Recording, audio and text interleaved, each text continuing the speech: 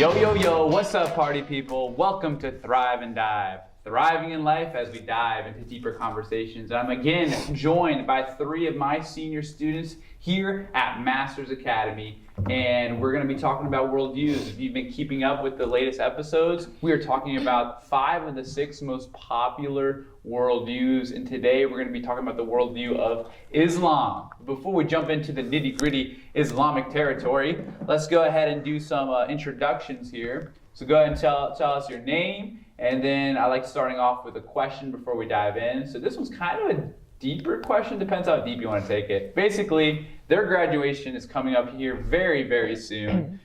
They should be proud of themselves for getting this far. There's no guarantee that they will graduate yet. Still got a couple weeks of school left when this is being filmed, but hopefully by the time this is produced and let out to the public, they're almost at the graduation, walking across that stage. So my question for you guys is, what is your biggest achievement in your high school career, in your opinion? What's the thing you're most proud of that you accomplished over your high school career?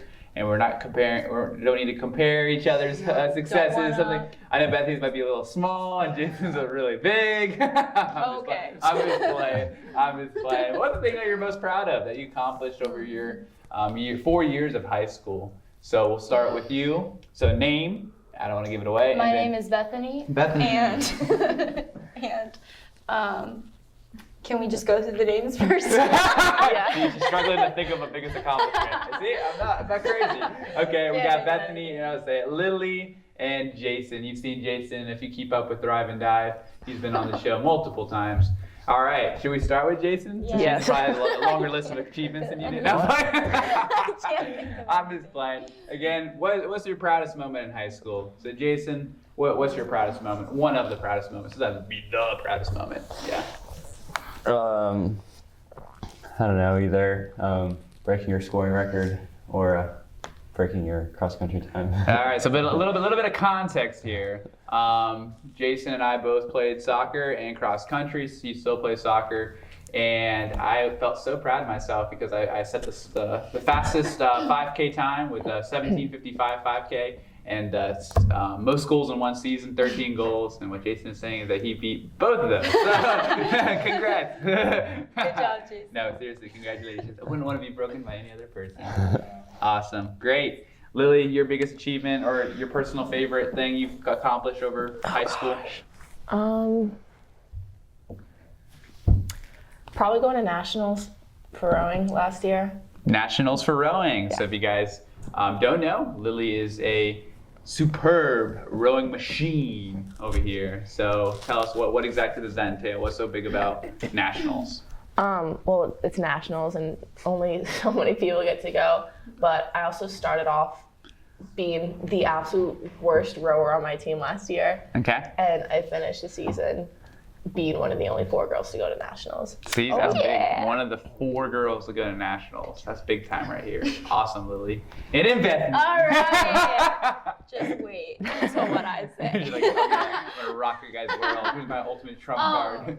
If we're going athletics, my biggest achievement was scoring 1 goal in soccer. Hey! No, I'm just kidding. Honestly, she was a really good soccer player for only playing 2 seasons in her life. Okay, for sports, I would say basketball. This was kind of cool. I actually scored, I'm not going to say the points because it really isn't that much, but it is embarrassing. But I got in the newspaper and for beating St. Ed's, and that was really cool. And there's a picture of me. St. Ed's is our rival school. Yeah, and we beat them by 20 points or something. Nice. So. In the newspaper as well. Yeah. You said athletically speaking, was there a different achievement you were going to say, or are you just kind of going with the athletic? No, okay. That's it. Look at you guys. Awesome. Great. Well, there you have it. A little insight into these 3 seniors, athletes apparently. Yeah. You couldn't tell. So, all right, let's jump into Islam now. Great hard transition here. So Islam is, out of all of the worldviews that we've been looking at, if you've been keeping up with us, it's probably one of the most popular. I don't know the percentage of the globe that believes in it, but just a kind of a little overview of this worldview. It was started by a guy named Muhammad back in AD 570. So not too long ago in terms of like 2020, yes, long ago, but not since the foundations of the world, depending on what you believe about the age of the world, not super long, it doesn't have a super longevity compared to other worldviews, but still very popular, still very prevalent. And again, if you are a Muslim watching us, we are going to try to do our best to depict what your worldview believes in, but we're not professionals here. We just have a couple weeks of high school Bible experience with Islam, maybe more. I don't know if you guys encounter any Islamic people, your friends or anything like that. So we'll try our best to depict your worldview. Let us know how we did, and then we'll talk about some inconsistencies that we feel are prevalent in the worldview. So Jason, we'll start with you at the end here. We're going over the 10 disciplines that every worldview must answer. And the first one is theology. Every worldview has to have an answer for what they believe about a God-like figure. So what does Islam believe concerning theology, Jason? So Islam believes that there is one God, monism or monoism, I don't know. Monism, monism. They believe in one God, and they call Allah as the name of their God, and that's really simple as it. They believe in a supreme being, just one though. That's the big difference between any other monotheistic religions. So. Yep. So this is one of 3 popular theistic worldviews that believe in a God-like figure. Christianity is one, Islam is one, and Judaism is one. And then Islam actually accuses Christianity of being polytheist because of our view of the Trinity, how we believe in 3 persons, one God. They think we believe, some, not all, think we believe in 3 gods, which is false. The Trinity is a complex thing that we can try our best to explain, but it's 3 persons, one God. So anyway, moving on. Lily, what do they believe concerning philosophy or the study of truth and the entities that we're made up of?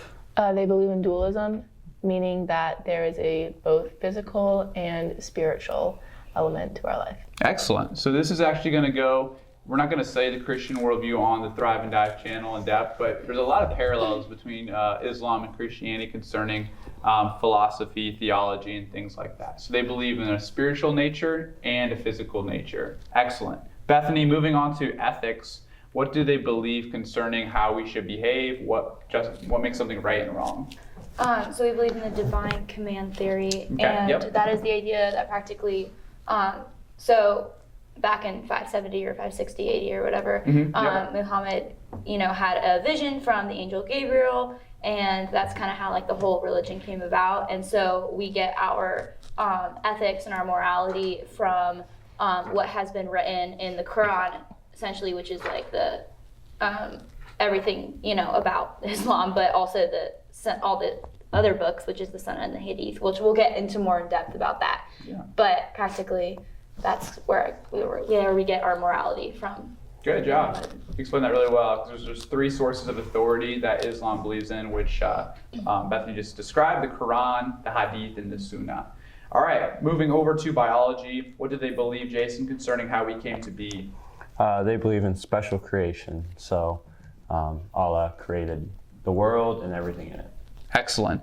So there is a argument we use for the existence of a creator, which is called the Kalam cosmological argument. I'm curious, Jason, do you remember, we studied this a while back, do you remember what kind of the main argument for the Kalam cosmological argument is? Yeah, it's just the idea that everything has, I think, was the word cause, or Yes. something has, so like cause and effect, where everything has like a reason for happening. So they kind of like explain the universe, like, so whatever it made has to be outside of that, and the universe can be like, I think it was like time, space, and like material or something. So whatever it is has to be outside of those, and God-like figure or mind fits that, and that's a really good explanation for why there's a God. Yeah, so this is it's a simple and complex argument to prove the existence of a creator. Basically what Jason just said, everything has a cause, right? We are all the result of the causes of our parents, right? And then you got to figure out what the first cause was at the beginning of creation. And everybody's got to have an explanation for what that first cause was. We'd say, or Islam would say Allah was that first cause. We'd say the God of the Bible is the first cause. And then, as Jason was saying, the cause can't be like the thing it created. So the 3 entities that make up our universe is time, space, and matter, right? So the thing that created us must be timeless, outside of time, spaceless, and immaterial. which is 3 qualifications for Allah and for the God of the Bible. So the Islam worldview came up with the Kalam cosmological argument, but we as Christians adopt it as well because it works well with our belief system. So good job, Jason. All right, Lily, moving on to psychology. What do they believe concerning, it's kind of the same thing as philosophy, but what do they believe concerning our mind and the components that make up it? They believe in mind-body dualism, meaning that there is also a spiritual and physical being to our mind that goes beyond just our physical mind, that there's a real soul and a conscience that will go somewhere after we die. Yep. So again, just like Christianity, they believe in a thing called the soul that secularists, Marxists would not believe in from a naturalist standpoint. Bethany, moving on. Sociology, what did they believe concerning how society should run? So keyword Ummah, which is practically the collective body of Muslims. So it's practically all Muslims combined, and that is their society, which is called Ummah. That's correct. I don't really know what else Kuna to Matata. explain. Yes, Ummah. I think it's an Arabic word. Yeah. Yes, I don't know Nation. Arabic, so It means nation. It means nation. Okay. Okay. So their goal is to create the Islamic State or Ummah. Yeah. All right. Ummah. Ummah. All right. Anyway, Jason, what do they believe concerning law? Something called Sharia law. So Sharia law.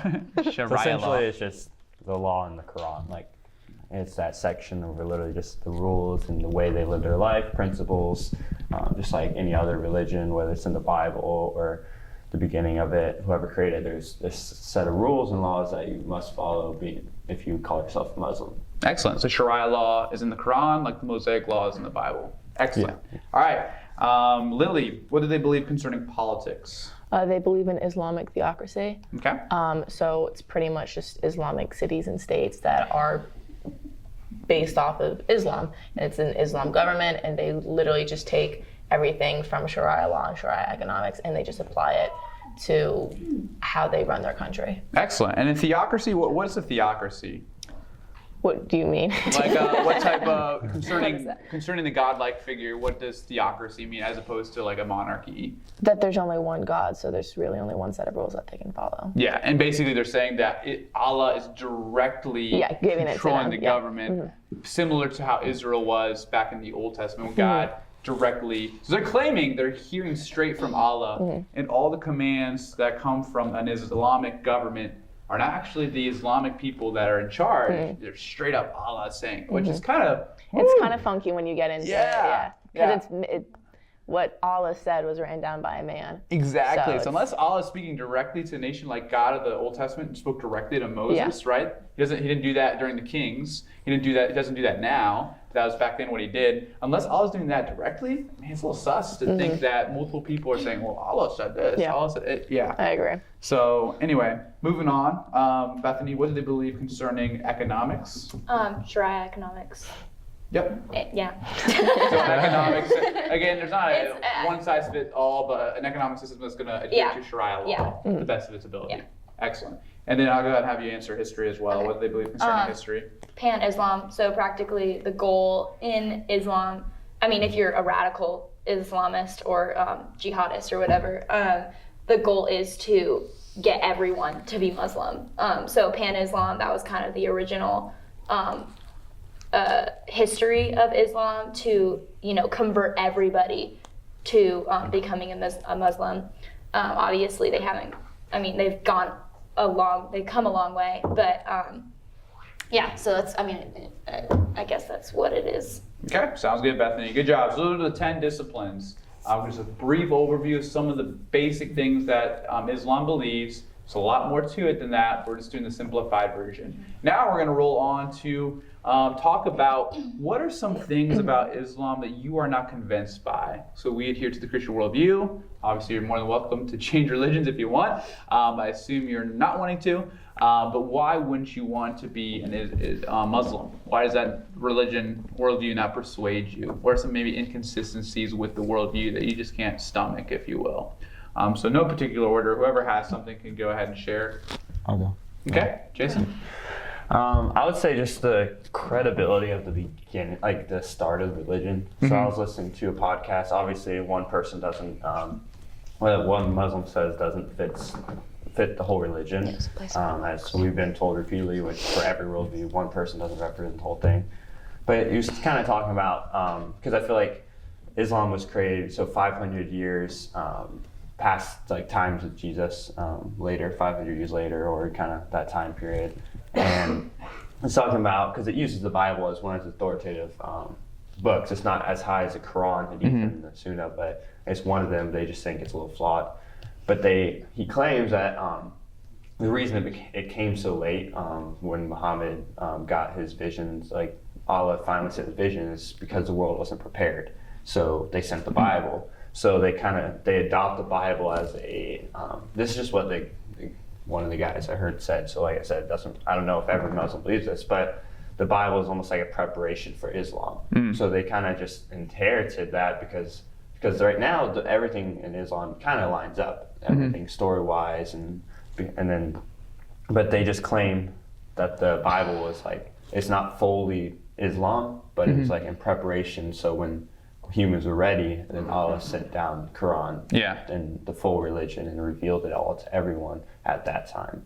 I just think that's a little, just because it's already by then Christianity was set and firm, it was already established. The church was being established. Jesus went left already. So I think it's a little bold to claim a whole religion as a preparation for your religion.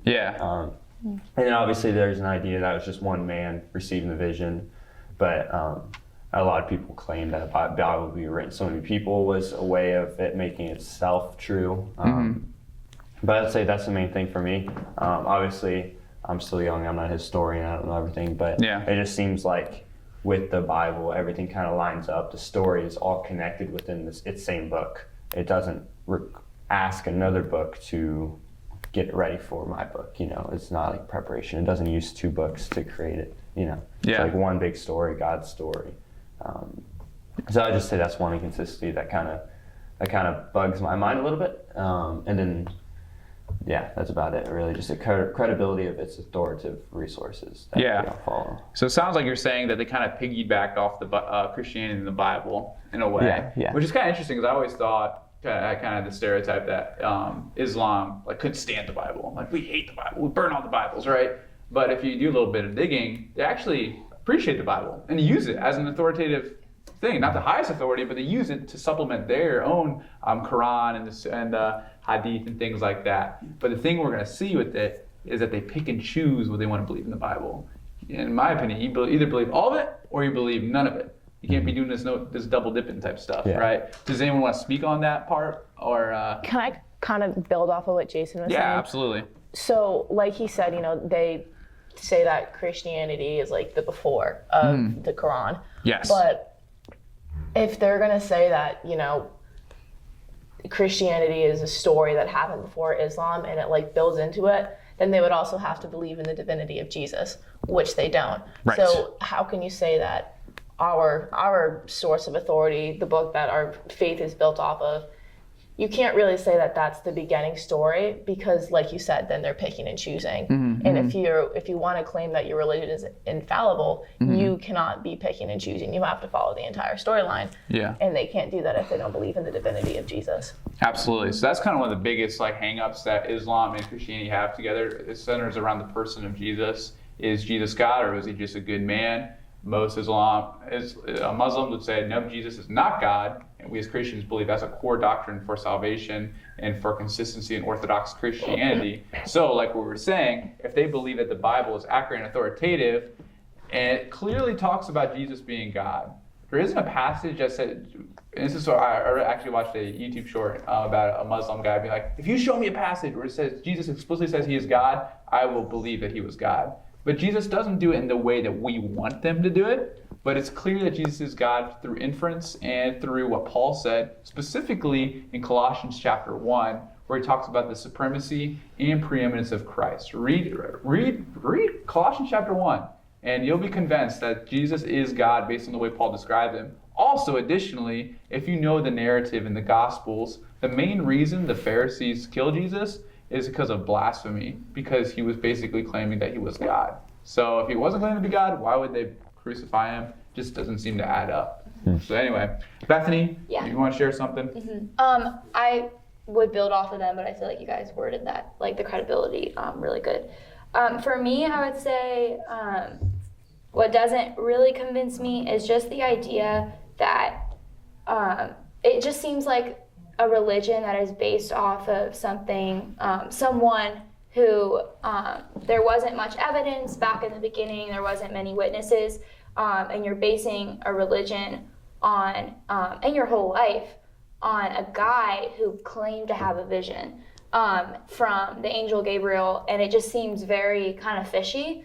And also a guy who believed that murder and killing people for that religion was right, rather than believing in a Jesus who offers grace and love and forgiveness for what you've done. And so I think you can make an easy argument that yes, there's so many Christians who claim to be Christian, but they're not radical. They're not people who follow everything in the Bible, just as so many other religions, just as Islam, and how there's Muslims who, most Muslims in fact, aren't radical, because if you are to be radical, if you are to actually follow what the Quran, what the Sunnah, what the Hadith say, then you would be killing people right now, and you would be murdering. But obviously, you know in your heart and your the morality that God has placed inside of you from the beginning, and has placed in each one of us, that's wrong. Then you're not going to do it.